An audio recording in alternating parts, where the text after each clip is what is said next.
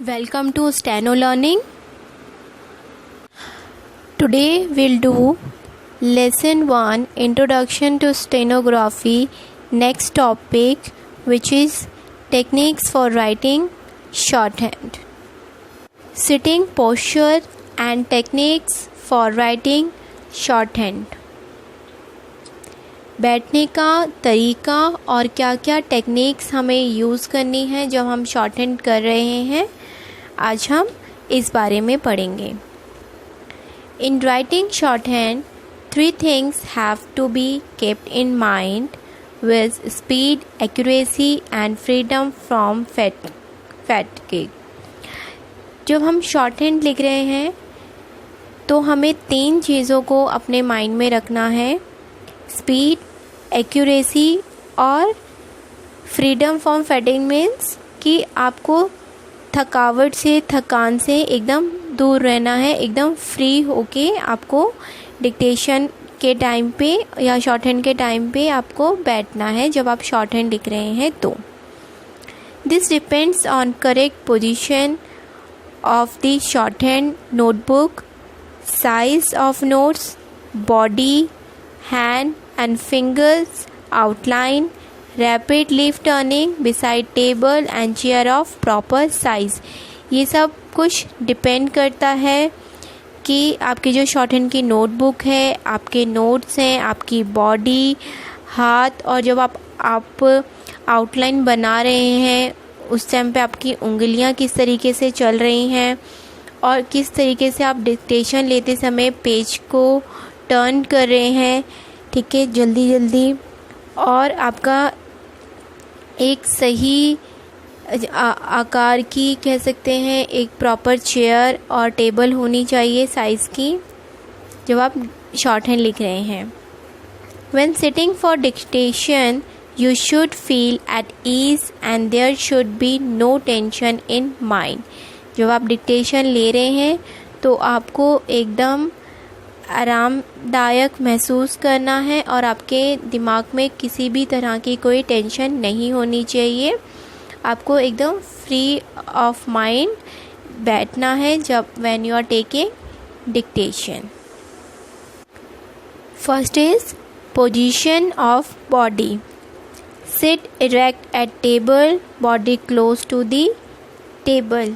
आपको एकदम टेबल पे कंफर्टेबली और थोड़ा पास होके बैठना है टेबल के. Hold your head high at a distance of about 40 centimetres from the notebook. Keep your feet on the floor. आपका जो हेड है उसका डिस्टेंस टेबल से 40 सेंटीमीटर की दूरी पे होना चाहिए, नोटबुक और आपके हेड का, और जो आपकी फीट हैं वो प्रॉपरली फ्लोर पे होने चाहिए. This is the position of the body when you are taking और when you are writing shorthand. Position of shorthand notebook. Shorthand जब आप ले रहे हैं तो आपकी नोटबुक की क्या पोजीशन होनी चाहिए? Keep your notebook at right angle और स्लाइटली टर्न इनसाइड. आपकी जो नोटबुक है शॉर्टहैंड की, उसको आपने राइट एंगल की पोजीशन पे रखना है और थोड़ा सा अंदर की तरफ होना चाहिए, आपके बॉडी से थोड़ा closely. Number pages and turn a few left hand page ends for rapid turning of leaf. Pages पे जो पेजेस हैं उस पे नंबर लिखे हुए होने चाहिए एंड कुछ पेजेस को आप पहले से ही फोल्ड करके रख लेना चाहिए ताकि आप जो है रैपिडली पेजेस को टर्न कर सकें जब आप डिक्टेशन ले रहे हैं. Next, position of arms, hands and fingers. Keep your left elbow on the table and throw your entire weight on the left arm. आपका लेफ्ट हैंड है, आपका जो एल्बो है वो टेबल पे होना चाहिए लेफ्ट हैंड का, और आपका बॉडी का जो वेट है वो आपके लेफ़्ट आर्म में होना चाहिए। Rest your right elbow firmly so that it does not move forward और बैकवर्ड। राइट हैंड को आपको इस तरीके से रखना है कि वो जो है आगे और पीछे नहीं हिल पाए, ठीक है। और फ्रॉम साइड टू साइड आपका जो राइट एल्बो है वो आगे पीछे नहीं हिले ज़्यादा, और सिर्फ कैसे हिले, साइड टू साइड ही। Keep your right waist on the notebook to ensure easy writing on the writing line. आपका जो राइट रिस्ट है, आपकी जो कलाई है राइट हैंड की, वो नोटबुक के ऊपर होनी चाहिए ताकि जो आपकी राइटिंग है वो इजी हो जाए और आपकी जो राइटिंग है वो लाइन पर ही बने, जिस लाइन पे आपको शॉर्ट हैंड लिखना है। Hold the pen pencil low between the thumb and the first and second finger. Pen और पेंसिल को आप लो रखिए अपने थंब और फर्स्ट और सेकेंड फिंगर के बीच में। ग्रिप द पेन लाइटली, आपको पेन और पेंसिल को लाइटली पकड़ना है, टाइटली नहीं होल्ड करना। The third and fourth finger shall simply touch the paper. जो आपकी थर्ड एंड फोर्थ फिंगर्स जो आपकी बचेंगी आफ्टर होल्डिंग द पेन और पेंसिल, सो वो पेपर को टच करेंगी और आपके रिस्ट की मूवमेंट के साथ ही आगे को फॉरवर्डली मूव करेंगी। Next fourth one is size of outlines. Writing very small और very large character should be avoided. ज़्यादा छोटे और बहुत ज़्यादा बड़े कैरेक्टर्स आपको नहीं लिखने हैं शॉर्ट हैंड के, उनको आपको अवॉइड करना है। You are advised to write shorthand stroke of the size of 1/6 approximately 5 mm।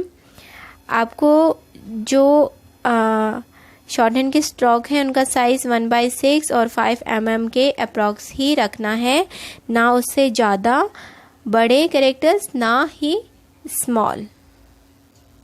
Rapid leaf turning. While writing on the upper half of the leaf or page, introduce the second finger of the left hand between it and the next leaf। जब आप लिख रहे हैं short hand को, जो ऊपर का half page है उसके जो पेजेस हैं उसको सेकेंड फिंगर आपके नेक्स्ट हैंड से उसको आपको होल्ड करना है ताकि जो आप हैं जल्दी से आप नेक्स्ट पेज पे पहुंच पाएँ। क्यों? बिकॉज़ आपका जो ऑफिसर है वो आपके लिए वेट नहीं करेगा कि आप पेज टर्न करें देन आप अपनी राइटिंग स्टार्ट करें। So you have to prepare before कि जैसे ही आपका पेज ख़त्म हो आप सेकेंड लीफ पर या पेज पर पहुंच जाएं। So you have to do it very rapidly when you are turning the leaf or page. When convenient, not necessarily at the fag end of the last line, turn the leaf. Time management. You should keep the dictation material ready in a certain place on the desk so that no time is wasted in searching for them when called for dictation. आपको आपके जो dictation material हैं वो आपको एक जगह अपने desk पे रखने चाहिए ताकि उन सामानों को ढूंढने में आपका टाइम वेस्ट ना हो जब भी आपको डिक्टेशन के लिए बुलाया जाए। The pen should be filled with ink and the pencil sharpened even before receiving the call from the officer. आपका जो पेन है, अगर आप पेन से डिक्टेशन लिख रहे हैं तो आपका पेन में प्रॉपरली इंक फिल होनी चाहिए। And if you are writing with the pencil then आपकी पेंसिल शार्पेंड होनी चाहिए, इससे आपके ऑफिसर के बुलाने से पहले ही। The date should be written at the top left hand corner of the page to be started for the day's note। आपकी जो डेट है जिस दिन आप डिक्टेशन ले रहे हैं पहले से ही आपकी डेट लिखी हुई होनी चाहिए लेफ्ट हैंड कॉर्नर साइड में पेज के, ठीक है, जब भी आप अपना डे स्टार्ट करें अपने नोट्स के लिए।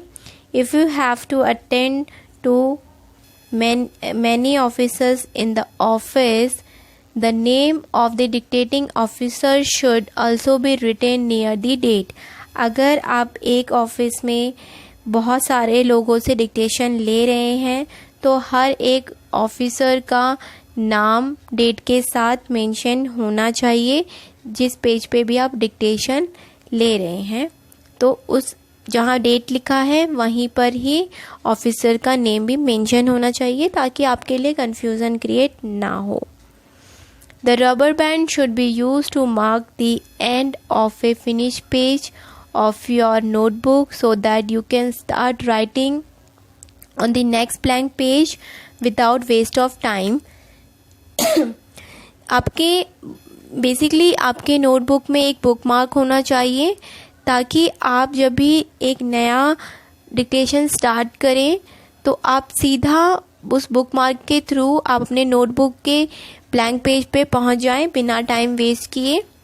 If these details are attended to beforehand, the buzzer can be responded to at once। अगर ये चीज़ें आप पहले से ही करेंगे तो बज़र बनने से बजते ही ऑफिसर के थ्रू आप उनको ऑन द स्पॉट रिस्पॉन्ड कर सकते हैं जब भी वो आपको डिक्टेशन के लिए बुलाएं। तो अगर आप टाइम मैनेजमेंट करके चलेंगे तो आपकी हर चीज़ ऑर्गेनाइज रहेंगी और आपका टाइम भी सेव होगा। Next is knowledge of language. Sound knowledge of language is very important. Use dictionary wherever required. Sound की नॉलेज होना आपको बहुत ज़रूरी है। तो जहाँ पर भी आपको किसी वर्ड का मीनिंग ना पता हो, कुछ वर्ड समझ में ना आए, तो वहाँ पर आप डिक्शनरी का इस्तेमाल करें जहाँ पर भी आपको ज़रूरत है।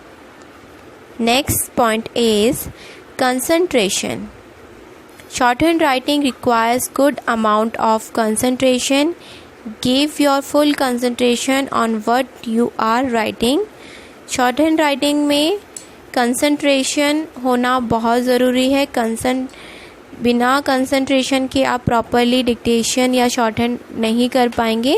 सो shorthand concentration is require in a good amount when you are writing shorthand. आपको अपना फुल कंसंट्रेशन देना है जब भी आप शॉर्ट हैंड लिखें।